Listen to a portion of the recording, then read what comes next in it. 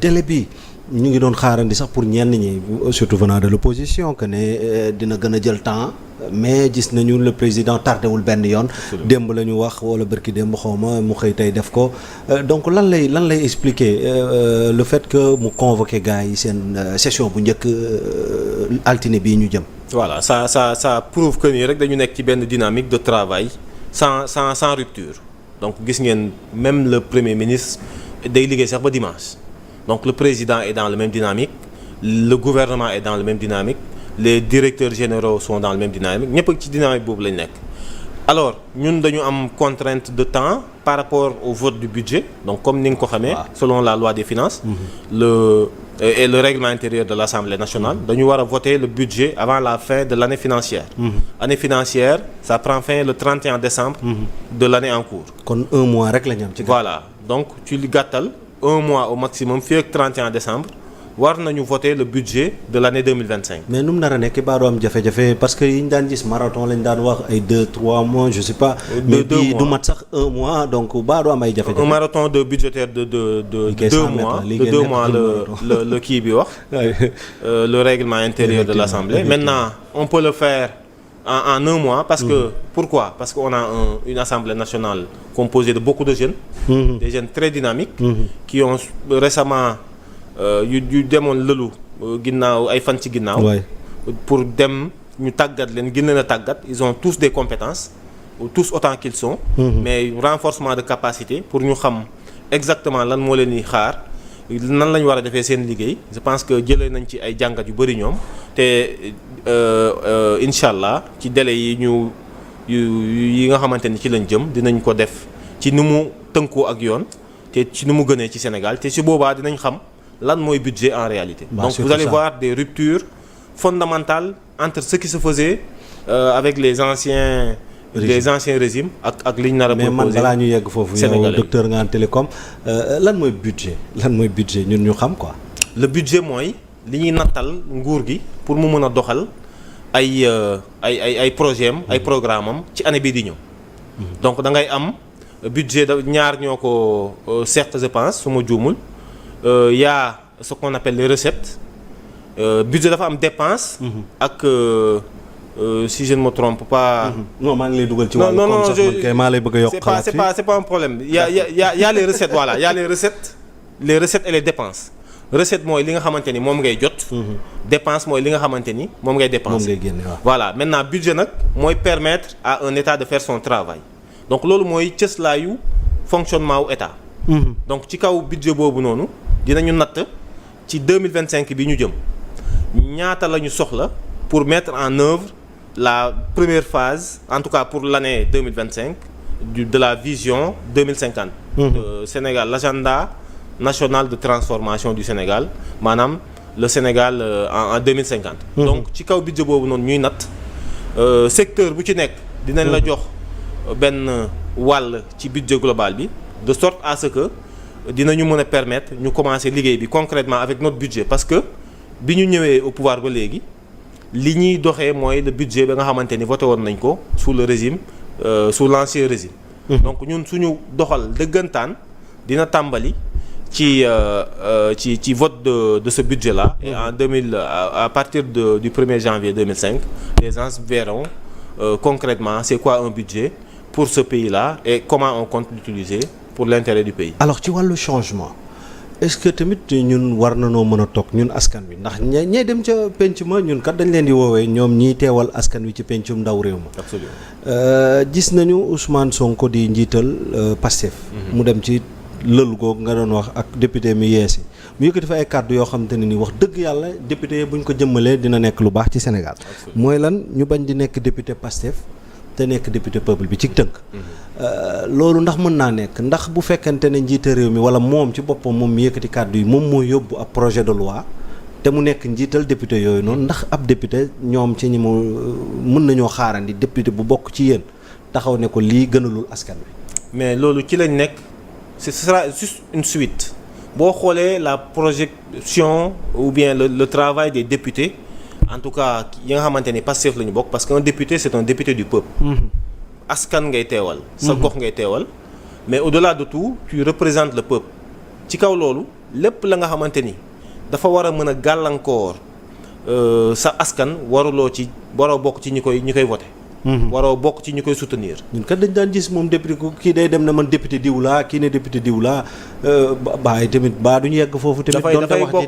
dafay bokk nag non on veut que les Sénégalais nous évaluent ñu évaluer ñu ci loolu. waaw loolu de moom boobu moom mooy rupture bu njëkk. li ñuy wax du yem kese ci ay kàddu dañ koy boole ak ay jëf. waaw boo xoolee taxawaayu je donne un exemple Guy Marius Sagna ci assemblée bi passé. à travers ces questions écrites. à travers ces questions orales à travers les initiatives yu mu doon jël. ak les autres députés de l'Assemblée nationale je peux nommer la sœur de Kaolack. la députée de Kaolack Roqi Ndiaye.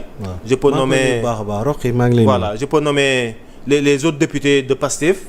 yu amoon taxawaay bu mot sëkk ci Assemblée nationale.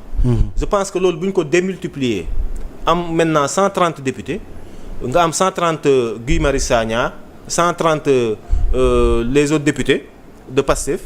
dafay nekk rek benn avancée de plus pour cette Assemblée nationale là. ça va nekk benn avancée de plus pour l'institution parlementaire bi nga xamante ni mooy nekk la deuxième institution. du pays. donc ci kaw loolu noonu du ñu gis ay député wu président Ousmane Sonko du ñu gis ay député wu président Diomaye Faye mais ce qu'on va voir ça va être des députés du peuple. man ñi ma ci xam di leen côtoyer c'est des personnes intègres yi nga xamante ni li nekk seen cër ci liggéey bi par rapport à l'Assemblée nationale dinañ ko motal ba mu mat sëkk. te man jàpp ma ni Assemblée nationale incha allah le président de la République ou le Premier ministre à travers le gouvernement dinañ fa indi une proposition de loi un projet de loi du moins ba nga xamante ni dina dem à l'encontre des intérêts du peuple sénégalais jàpp ma loolu te bu ñu demoon ba yegg foofu noonu les députés du peuple sénégalais qui ont été élus sous la bannière de Pastef dinañ def li ñu war a def te yaakaaruma ni dinañ yegg ci yooyu ci assemblée bii ñu jëm la 15e législature. en tout cas mu ngi noonu jërëjëf mu nekk nag ma leen di fàttali ne rek bu ngeen di soog a ñëw di ñu seetaan donc ngeen wéy seen xarit seen soppe Djiby Sarr Dioni moo dalal tey ji docteur Lamine Sané nekk sous-secrétaire national chargé de gestion de l'appareil du suivi des opérations électorales donc ci Pastef mooy parti au pouvoir donc muy indi ci ay leeral yu am solo. mais pouvoir bi fi nga bokk wala sax état fi mu toll nii. taxaw tey ji ne dakkal na jëflante gi mu doon amal d'une manière très officielle ak Union européenne jëm ci wàllu ay napp ak ñoomi seen mu nekk décision boo xamante ne nii xëy na kilifa gi ñu ko dénk docteur Fatou Diouf donc ñëw na wax waaye avant gis nañu waa Union européenne ñoo njëkk a génn wax li ñu jël comme dogal lan lay signifier ndax dañoo tendre dem ci souveraineté wala ci kàddu rek lay yem lan moo xew nan lañ ko mën a jàngatee politiquement. alors suñu projet bi ñu nekk ci opposition dañ ko tuddee woon pour un Sénégal souverain. waaw juste et prospère. bi ñu jëlee nguur gi ñu def sa déclinaison programmatique tuddee ko pour une nation souveraine juste et prospère. donc boo xoolee libellé bi. avant ñuy wax waxu justice. avant ñuy wax waxu prospérité maanaam naataange. dañuy wax waxu moom sa bopp. souveraineté daal ci voilà mooy souveraineté. mu nekk la nga xamante ni képp ku bokk Pastef képp ku nekk un patriote. que nga nekk Sénégal. que nga nekk ci beneen dëkk ci beneen réew. da ngay aspirer à ce que sa réew moom boppam à travers ses ressources naturelles moom boppam à travers sa culture maanaam cosaanam ak aadaam moom boppam à travers. système éducatif am et cetera ci kaw loolu ñun li ñu moom mooy ressources naturelles yi dañu ñëw def benn diagnostic xool ni gis ni niñ doon seqee ak yeneen organisation yi wala yeneen kuréel yi. dafa nekkoon suñu désavantage. ba tax ñu amoon yéene avant ñoo yegg ci sax ci pouvoir te wax ko mu leer nañ ci kanamu Sénégal yépp ne bu ñu ñëwee lépp lu ñu fi fekk comme contrat. buy lié askanu Sénégal le peuple sénégalais ak beneen askan beneen réew. te mu nekk à la désavantage de Pastef. dinañu fexe ba pas de Pastef dama juum. du Sénégal. dinañu fexe ba équilibré ko. ci kaw loolu nag la ñu rompre c'est arrivé à terme. Le contrat qui nous liait avec l'Union européenne ci wàllu géej gi maanaam napp gi maintenant foofu nag dama ci bëggoon taxaw tuuti. ayca ñëwal bismillah. lu tax mu bëgg ci taxaw. mooy la. li ma tàmm di wax mooy dañu porter un projet comme ni ko président di waxee dans l'agenda national de transformation un projet qui est audacieux.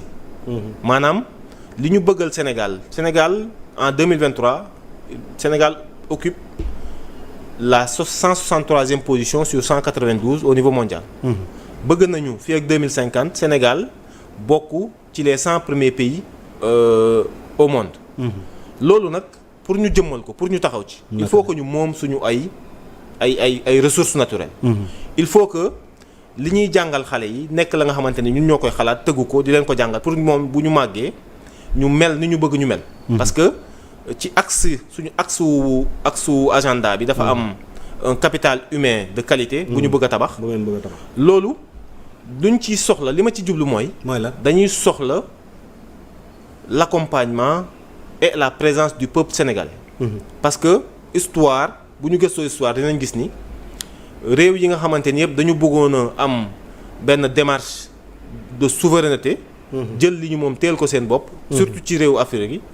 ñi nga xamante ni dañ leen koo seqal te ñu nekk ay réew yu ñu ëpp doole. nekk ay organisations yu ñu ëpp doole ñaare duñ leen ci bàyyi dañuy xëccoo ak ñoom.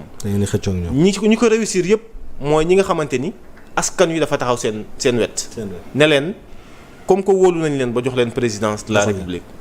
wóolu nañ leen ba jox leen assemblée nationale dañuy taxaw seen wet gunge leen. ci li ngeen seen ay mbëbët ci Sénégal. donc loolu moo taxoon ñu ni. contrat bi jeex na pour que ñu renouveler ko il faut qu'on parte sur de nouvelles bases. dañu bëgg bu ñu signéti contrat ci wàllu géej gi ci wàllu alam gi ci wàllu pétrole ak lu mënti doon. contrat bi nekk la nga xamante ni dafay nekk à la faveur du peuple sénégalais. parce que mënuloo comprendre nga am un contrat avec l'Union européenne mu lay fay par exemple 2 wala 3 milliards. nga dem ci beneen pays au Maroc. avec les mêmes termes par exemple les mêmes types de contrats. muy fay kooku 10 fois plus que lu mu lay fay. ce qui veut dire que amoon na ay déséquilibre yu xaw a jëm kaw. ñu ngi koy jéem a corriger donc vous voyez un peu si vous suivez l'actualité bu ñuy topp actualité. effectivement dinañ gis ne le premier ministre mu ngi ci tànk yooyu.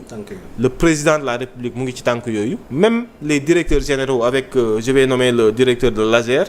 qui a renégocié un contrat. pour permettre à plus de villages d'avoir ñu am kii quoi ñu am électricité.